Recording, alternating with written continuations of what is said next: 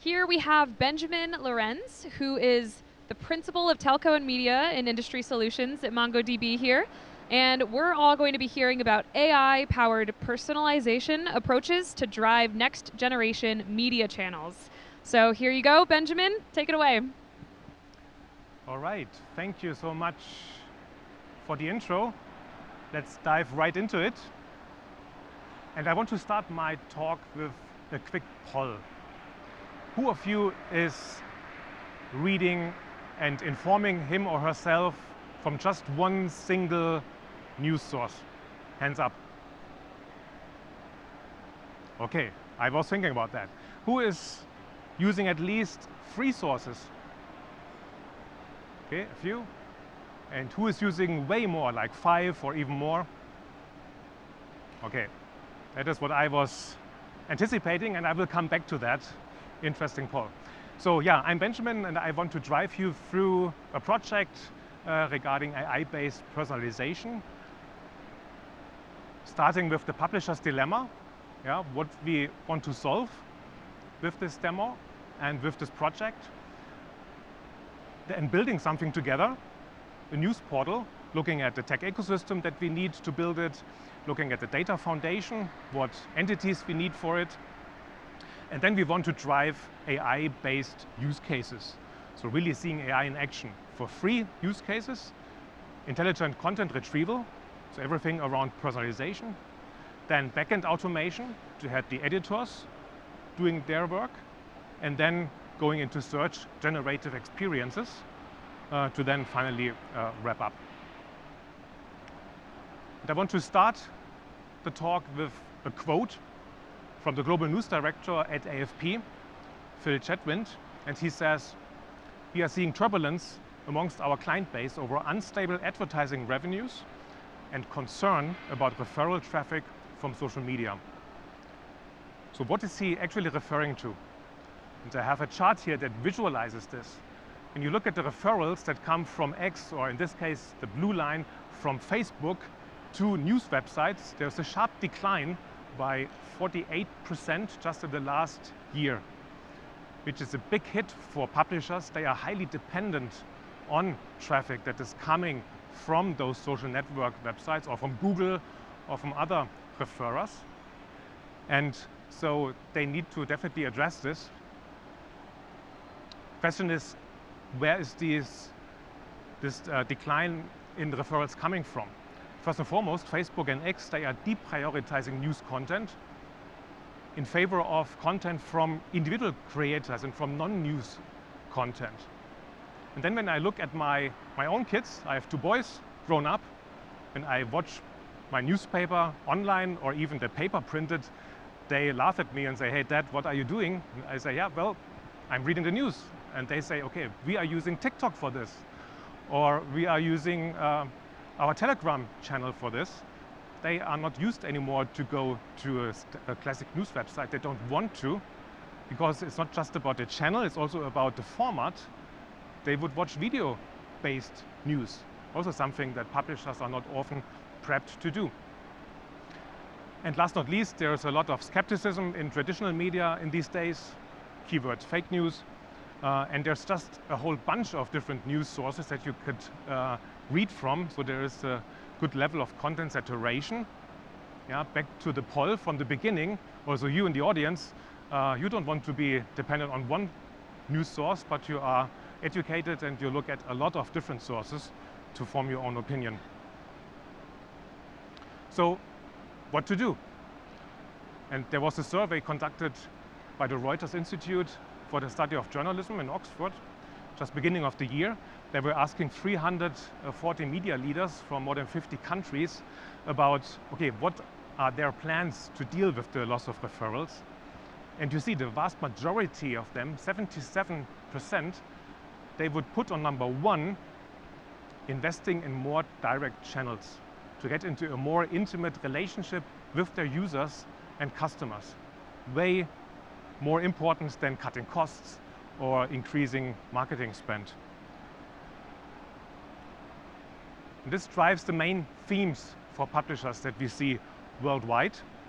And in this talk, I want to particularly focus on the bold ones here. So really, it is all about strengthening direct relations with the customers, dealing with the decline of referrals by driving personalization and recommendation to make the content as interesting as possible so that the users get sticky, they stay in the portal, they consume more. But it's not just about the users. Looking at the right side, it's also about the editors. There's a lot of backend work they have to do. Just to take one, it's keyword generation. So every editor would want to look up the keywords that should be attached to the document so that the content is found on Google in a high rank. And this is a highly manual task. And everything that can help here will make their life easier and more productive. And last but not least, what we see is that publishers are starting to look at interesting term called Search Generative Experiences, SGE, something that was driven by Google initially, but is now taken on also by other tech companies and by publishers, which is basically about natural language search on content and getting back in return natural language results on your search, and obviously something that you can leverage very nicely in the media space. So with that, you see a lot handles or is handling AI, and let's build something that is leveraging AI in the media space. And what do we want to have as ingredients? Obviously, we want to have MongoDB. We are going with Atlas. We're going with vector search and vector index. We will use OpenAI for the demo, for the embedding, and for the large language model, both flavors, 3.5 and 4. For the orchestration, I'm using LangChain, and to build the web application, I will be using Python and Flask. So let's have a look on the data foundation. What we need is to have two base entities, the content entity and the user entity. Starting with the content entity, we can keep it simple for the beginning. It needs to have a primary key, which is the user ID, the UUID, sorry. We have image, title, text, author, and date, the obvious things. But then I was adding something called dynamic insights. We want to see how often was a content item visited, so clicked on. And then in addition also, how many actual reads or quality reads have been done on this content, which is different things. When you think of it, when you click on an article, it might be that in the next second, you click on the next article because it was not interesting. So the click alone doesn't really say much. It's really this time that you spend on an article that makes it a qualified read. This is also what you can count. And then AI supported and generated, we have a list of keywords and we have a list of floats, the embeddings. Come to that. That should make up our content. And for the user, we have an ID, obviously. We have an article's history, super important. We want to track what the user is doing, building up an array of UUIDs that the user has looked at or ultimately read. And then in the next step, we could add explicit personalization to look at preferred categories, what the user wants to see, and also from what authors they want to see stuff. For this talk here, I will focus on the red circled elements. So going with the anonymous profile, where I can already track the history of reads. And I will go with the keywords and the embedding. And with that, we can come to the first use case, which is what I called intelligent content retrieval. So how can I retrieve content that is relevant to the user, that makes the user stay and consume more? This is an example document model. According to what we saw earlier, we have the primary key, we have an image, URL, the basic metadata and the text itself. With the green comments, we have the fields visit count and read count, separating those. Read count obviously less than the visit count. List of keywords and the embeddings that are part of the document, and which is, by the way, one of the big benefits when you go with an AI strategy with a MongoDB database foundation, that you can keep the embeddings close to the actual entities. It's not separate, not a separate database, nothing to ETL, but it's embedded. The embeddings are embedded in the document, a little bit confusing. How do we actually calculate those embeddings? You wouldn't believe how easy it is. This is the whole code you need. This is my vectorization script. The first lines are just attaching to the database on Atlas, my one media demo database, and then we configure OpenAI with my key. And then in the middle, we have one function, generate OpenAI embeddings, that is taking a string. So the string is my text that I want to turn into a vector, and the return is a list of floats. And the actual code that is doing it is one line. It's openai.embeddings.create. You feed in your embedding model. In my case, I'm using ADA002 from OpenAI, and then extracting the embedding from the result. Super easy stuff. Then on the last part of the code, we have a for loop that goes basically through all the content I have collected with my crawler, looking up the text field, and then calculating the embeddings on the text field and setting the embedding field to what comes back from OpenAI. This is a process that runs. In my case, it was basically 3 documents per second. I can vectorize by this. I have 4,000 documents here in my collection, so it was taking a couple of minutes to re-vectorize just in case. I did some play with different embedding models as well, but this is how you can re-embed and re-embed over time and do your experiments with different vectorizations. Okay, now that we have the embedding, we still need the index for the embedding. And this is screenshots from the Atlas interface. So from there, you can easily create, in my case, a beast called vector_index, which is the index name. It's of type vector search. It indexed the field's embedding. And on the left lower corner, you see the definition of the index. 2 important elements, num dimensions and similarity. Num dimensions needs to match the number of dimensions of your embedding model. So in the case of OpenAI, it's 1,536. And the similarity goes in, works best for comparison of text, which is exactly what we want to do here. And with these preparations, we are actually ready to personalize. And what I mentioned, we want to start with the anonymous visitor. It's too late when you personalize after the user has registered. You want to keep their attention already when they are anonymous to us, so that they stay long, they click a lot, they become, in the end, a registered user and ultimately a paying user. So guiding them on this journey. And for this, you need to track their user behavior. You want to see what content has been visited, what content has been even viewed. And for this, what I'm tracking is the time that the user has spent on an article. If it's too short, then it was not interesting. If it was too long, let's say a day, then it's more a sign that the person has gone to sleep or has gone for lunch rather than reading the article. So this is also bad. Something in between will indicate, okay, there's a high probability that the user has actually read the content, and this makes up a quality read. Then later on, you can go with explicit personalization, looking at the interests of the user that he or she can add into the categories, authors, fields of the profile, or even choose which format they want to read or listen to content.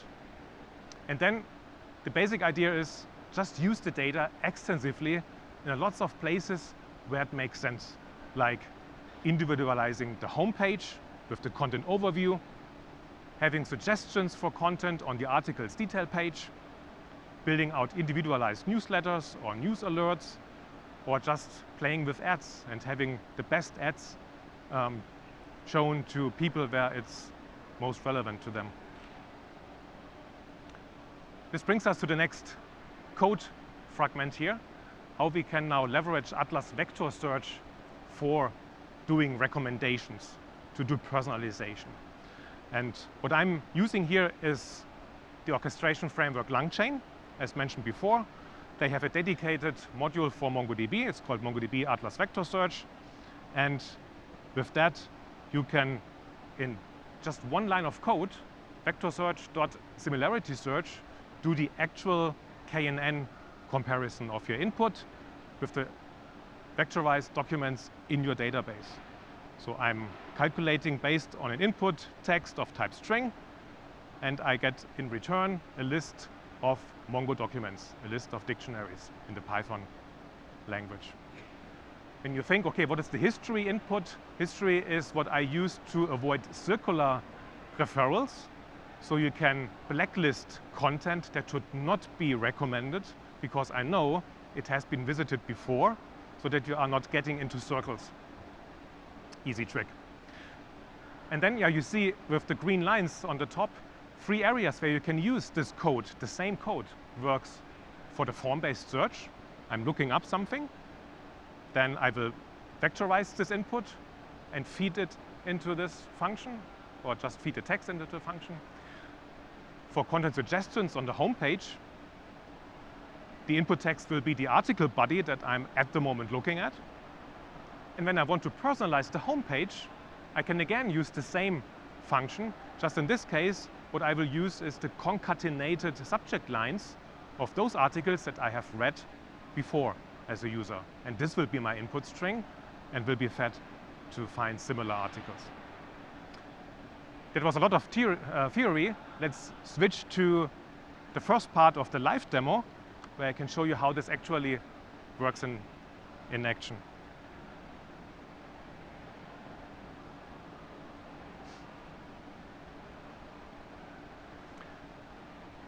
So that's the demo application, something that you can play with later yourself if you like.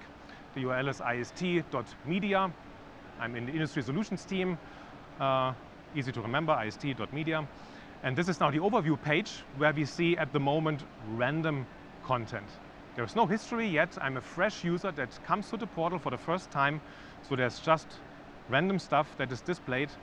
And for every time I do a refresh, there's new random content. But now we can change situation by entering a search term and doing the first vector search case. Clicking on search, and we get results to the subject of drop signs. And you see there is stuff like lunar gardens on the moon, interesting stuff about bananas and mice, so everything a little bit green, like expected. I can click on one of these articles as well to see the second invocation of the same code that we just saw, which is the related posts. So the vector search was jumping to action. It was taking all the text here from this article, feeding it into my recommendation function, and what we get back is similar content that also deals with agriculture. So from here I could go then to the next article, and then again we see recommendations here that are always on the fly calculated. What publishers normally do is they hard code the recommendations. What does it mean? When you look up an article that is from 2 years ago, you will always just also get recommendations from 2 years ago. With this approach, you can look up an old article and get fresh recommendations. Much better. When we go to the backstage area, we can look behind the scenes and we see that there is now 2 articles in my search history. Let me just reset this for a moment. So we can start fresh. And let's look for something different. Let's look for aviation projects. And we get back what we expect. Lots about flight. And this one here is interesting. Hybrid air vehicle, helium filled. Let's look up this. Again, we get the content. We get suggestions. This time not green, but about flight, a little bit blue. And now the third invocation of the same function, which is the personalization of the home page. Think of it like, now I have one article about aviation in my browsing history, and when I go back to my home page, then this is not random content anymore, but this is content that will now deal with aviation industry, because it will look up the subject lines of my browsing history. And look at this nice air car here. I would love to drive this one, by the way. Okay, this is the first part of the demo. Let's switch back to the slides to continue with the second use case. And the second use case is the backend automation that I mentioned before. And The first task would be to generate keywords, something that today normally is done by hand, but AI can help to make this much more efficient to, in the end, get better search engine optimization, to have higher ranks in the search results. And this is the prompt that I'm using for my LLM search, which is a result of something called prompt engineering. Prompt engineering is the task of hacking your prompt until you get what you want, basically. And it reads like this: return a machine-readable Python list. You can tell the model, okay, what I want to get back is not natural language text, but I want to get back code. And then I say, given the context of the media article, please provide me with 6 short keywords that capture the essence of the content and help finding the article while searching the web. Consider terms that are central to the article subject and are likely to be imported for summarization. And in the end, I say again, and please, please, please return a machine-readable Python list. And it's not a typo, I'm actually doing this twice, at the beginning and at the end, to raise the probability that I really get back a Python list. It works for 99% of the cases. And this is the process now as a diagram. We have the prompt, we build up the prompt, like what you saw before, we feed it into GPT 3.5, and we get back a technical list, a Python list of keywords. And that's the result in the application. Case of a Commerzbank news article. This is the keywords that have been extracted by AI. And you see how relevant they are. It found the company name, Commerzbank. It found out it's a financial institution. It had a profitable year. And there was even some technical term where I have no clue what this is, CET1 ratio. We come back to that, what we can do with those terms. Third use case, SGE, Search Generative Experiences. First one, creating a summary of a news article. Think of it like, hey, I have a long article, but I still want to have the user actually consume the essence of the article, to have them stay in the portal, to have them maybe even quicker navigate through the application, to click on more ads. So this could ultimately lead to more revenue. And there's the code fragment for this. I will just mention the prompt. Again, a super easy prompt. Summarize in around 200 words the key facts of the following. And magically, once we go in the demo, this will exactly do the trick. From a diagram perspective, it's as easy as before. You have the prompt, you feed it into GPT 3.5, and you get back your summary. Let's go back to the keywords now for a sec. We had this CET1 ratio where I, as a non-finance guy, had no clue what this is. So I thought, okay, why not making those keywords clickable and getting some insights about this term and actually having those insights generated on the fly. So again, you can use the same process, the same code base to say, okay, this time I'm telling my LLM, tell me about the following, writing 3 paragraphs. So that was my ask. I always want to get 3 paragraphs about the term that I feed in. And this will provide me with already some generic insights. And this is what came back in that case. So you see it's 3 paragraphs explaining what this CET1 ratio actually is. But that's already nice. But wouldn't it be even nicer and also much cooler if we could incorporate the knowledge from the collected news articles into that answer? Now, this is a generic answer, but I want to have this be more contextually relevant, also to avoid hallucination and those bad effects from AI. And this leads us to the concept that you have heard several times today already, called RAG. What is RAGs, or what is RAG? They're designed to enhance the capability of language models by incorporating external knowledge retrieval mechanisms, in our case Atlas Vector Search, enabling them to generate more accurate, contextually relevant and diverse responses. So the most important part here is contextually relevant. Let's look at an example. Let's say we have this question that we want to ask our news application. What is the latest market news on HSBC? There seems to have been some turbulence. First way to look it up, is this easy way to have no context prompt, just feeding this into the LLM as is, which will only yield a generic answer.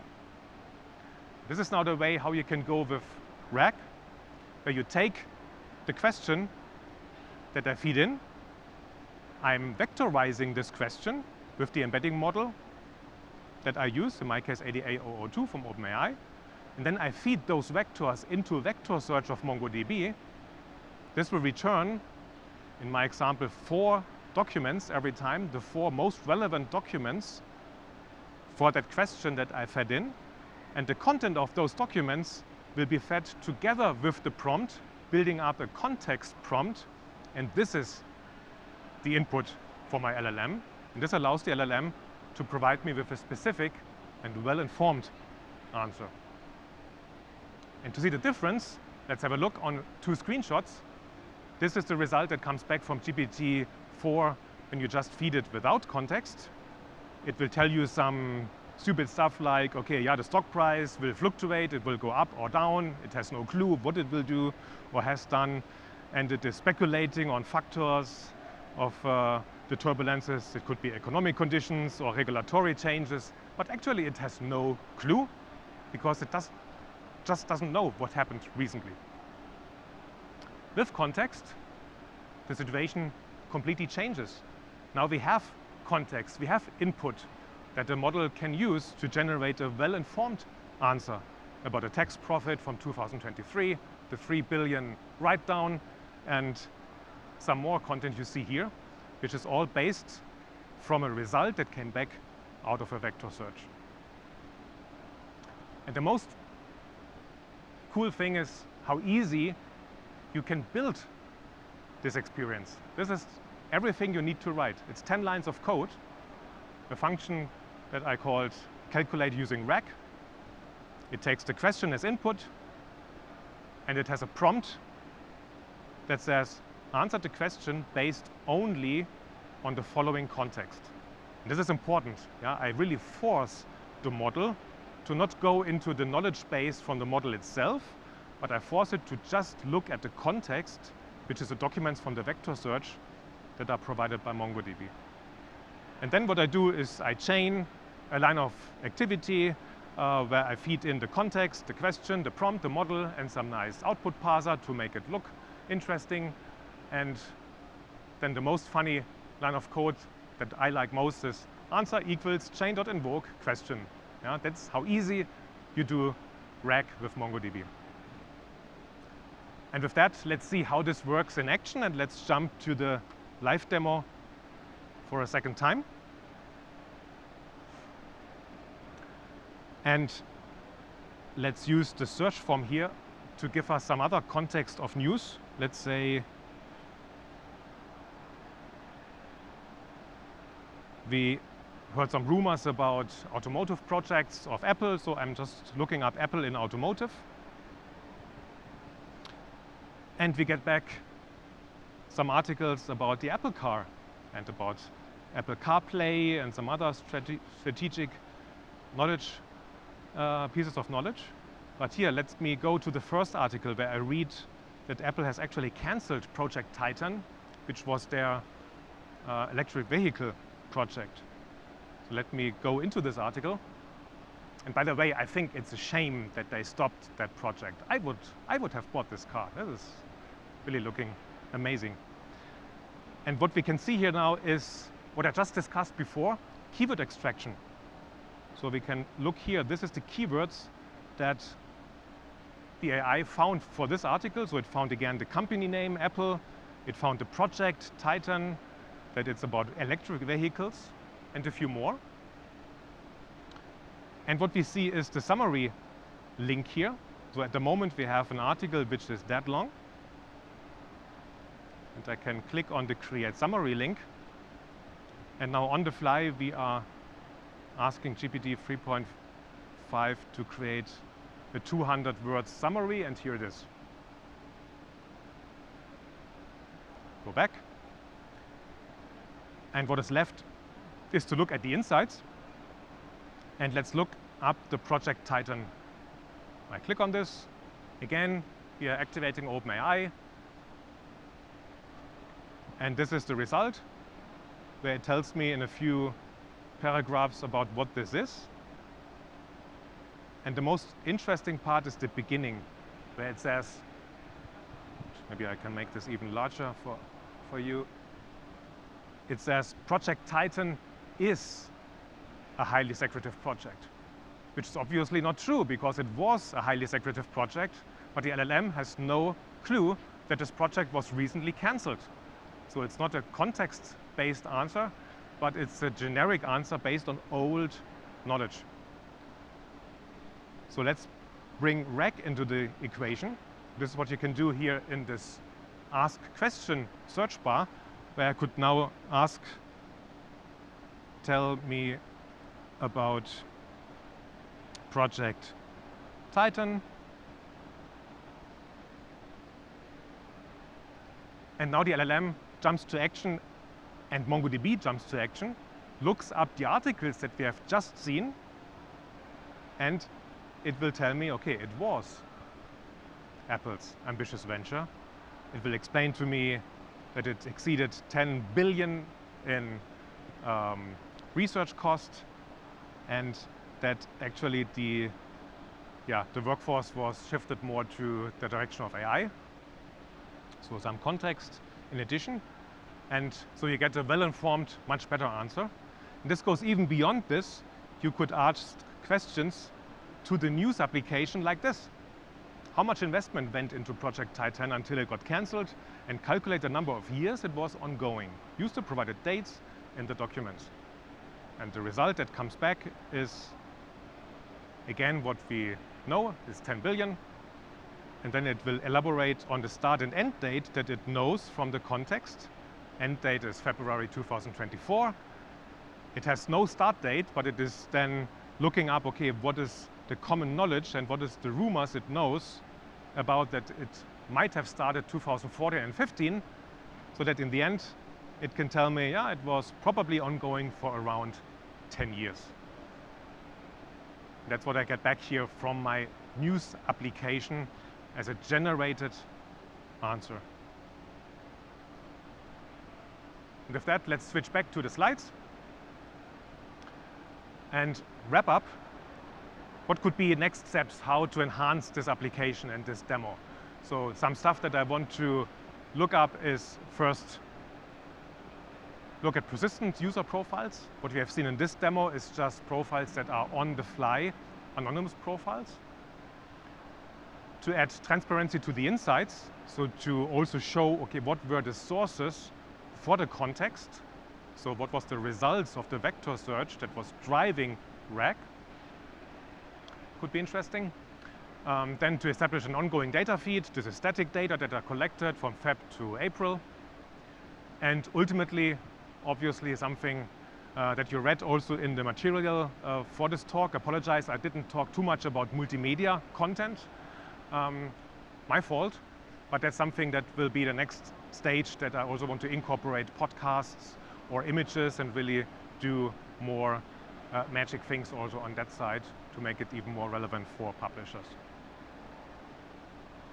If you want to learn more about this whole topic, and in particular how to have MongoDB play together with LangChain in a Python context, these are two QR codes that you can scan. First one is from MongoDB, where we talk about a project, how to build something with LangChain together.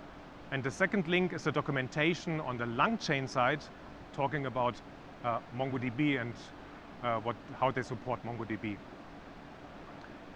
And with that, I'm at the end of my talk, and we still have a few minutes left. So if there's any questions from the audience, happy to take those questions.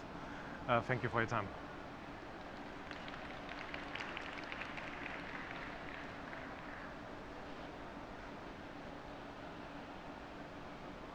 Okay, then there's a question, yeah.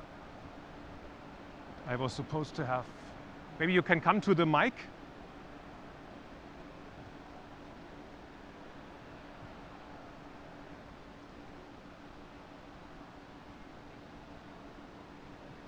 Okay, I try to listen to you here, yeah. Is this working? Hello? Hello? Yes. Hi, thank you for the presentation. It was great. Um, I'm interested to see how these things scale and how to improve the performance of these vector search queries and recommendations. Yeah, good question. So first, what you can use in the MongoDB context, obviously, is to use the document model also for caching. So the keywords that you saw, in the first versions of my demo, I was recalculating them every time, making the demo slow and also more expensive, yeah, because you pay to OpenAI. So what I'm now doing is to do lazy load of the keywords. So the first user that is looking up the content for the first time will generate the keywords, then I store them in the document, and the next one that looks it up gets it from the cache. So that's the first strategy once you want to scale, that you will only generate content once. Other than that, what you should know is that once you leverage vector search on MongoDB, you can scale your search nodes independently from the MongoDB nodes. So once your application grows, you can always decide, and looking up from the metrics in the Atlas interface, where's the bottleneck and do I need to have more power, maybe on the vector search side or on the MongoDB side. So you will always be then on the safe side to keep the system running. Other than that, on the performance side, what also I've found is what other speakers here have seen, that generation, in particular with GPT-4, takes some time. It was between 10 and even 30 seconds to get answers. So for sure, nothing that you would want to expose to an end user like what I have done here. This would just not scale at all. This is what I see more as a tool that helps the editors, if they want to look up content from the past, to actually make a content more, or a news article more comprehensive, to incorporate all aspects of the subject and leveraging this functionality, or maybe to drive an archive. I have a good friend at Frankfurter Allgemeine Zeitung, the largest German daily newspaper, and they are selling to people around archive services. So for some amount of money, they can look up archives back to early Second World War, even to look up content, and obviously a nice playground for vectorization of that content, and then to just have those one-off queries from researchers that want to dig into this archive. Then you would again not have this scalability issue. So I think you pinpoint a super important aspect, and something where I also honestly have no thought through answer to everything, because it is an issue. It can be an issue. Thank you. Other questions? We can use the microphone so that everybody can hear it too. Was there a question that just got asked? Okay, we had one question, but then I think we are, there's another question. Great. Okay. Let's go this way. Hi. I was a little confused when you had the customized homepage. So you're tracking the users how? Yeah, what I was doing is for every click the user is doing, I'm actually using the web session to store in the web session the UUID of the content item that was clicked. And then when I load the home page, I'm looking up the list of UUIDs to a MongoDB query to get the subject lines of those UUIDs. Then I'm doing a Python concatenate, building a large stupid string and using that as input. And this magically works super nicely. Yeah. Great. Do we have any other questions? I think I saw a hand in the back earlier. Yeah? The cord won't reach all the way, so. You can come up here. Thank you.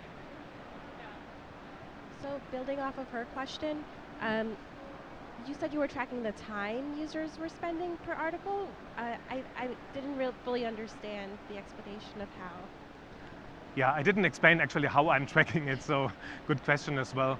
So whenever a user clicks, I will increment the visits counter. That's what I called it. So there is definitely a visit of the article, but I don't know yet if it will be read or not. So I increment the visit counter. And then I also record the timestamp when the user has clicked. And then for each interaction in the application, if another article is clicked or the homepage is clicked or something else is clicked, every time basically when somebody clicks further, there is magic code in the backend that will then look up the timestamp that I have saved earlier, and then I'm doing a comparison of the current time with the timestamp. And if the delta is larger than 5 seconds, which is what I made, or I think 10 seconds, then I would think, okay, a fast reader could maybe read in 10 seconds, so then I consider this article to be read. And if it's longer than 300 seconds, that was my heuristic, then I consider this to be more realistic that the user went to lunch or to bed, but did not actually look up the content. So I compare the time delta, and if it's in a reasonable interval, then I increment the read counter. So you can only know a little bit later if it was read. So it's Great. Any other questions? We still have a couple more minutes. If there's any more questions. If not, if anything comes up later, please feel free to ask Benjamin afterward. Let's give one more round of applause for Benjamin. Thank you so much.